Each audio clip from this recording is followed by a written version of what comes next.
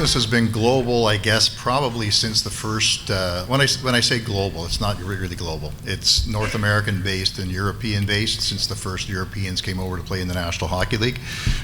We represent some clients that are from Europe. We've had some German and some Finnish and some Swiss and some Swedish players and some Danish players for that matter. So it's global to that extent. I think that the sport, the sport is a global sport. I don't think that the National Hockey League has a global footprint. The opportunity to me, I think you had mentioned, I'm going to use your words, the NHL is rapidly expanding internationally. I don't think they're rapidly expanding internationally at all. And I think that expansion should have started 25 or 30 years ago with the influx of players like Matt Sundin and the Sedin twins and Marcus Naslund, many players who Brian had in Vancouver. These guys are national icons that were not marketed at all in Europe. And we now have Elias Pettersson with Vancouver, and we have Nick Backstrom with Washington Capitals. These guys are heroes back home, and we really need to do something to maximize the sport in Europe that we haven't been doing before. I think the NHL is now taking some incremental steps. I think changing games on Saturdays and having the broadcasts at noon or at 1 o'clock in the afternoon so that audiences in Europe can watch them in prime time is great.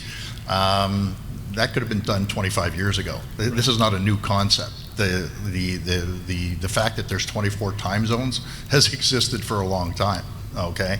So we've really got to get off our collective butts in hockey and understand that we are competing with LeBron James. We are competing with the NFL going to London. We are competing with every sport that is played in Europe to get a market share over there.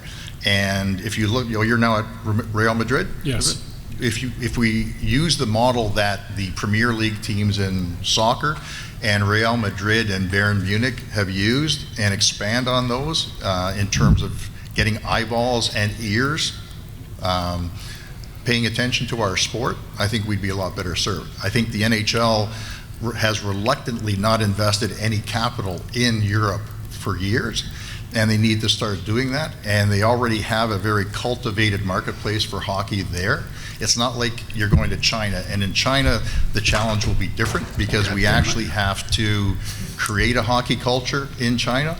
In Europe, we already have in Northern Europe a hockey culture that exists, and now we need to figure out how to monetize that. And the way we do that is, I think we do that by bringing the game to them. We bring that game to them either on the internet during prime time hours. I would suggest that the National Hockey League should seriously consider bringing their all-star game to London or Paris or Berlin and showcasing all the superstars of the National Hockey League, 50% of which are going to be Europeans already, okay?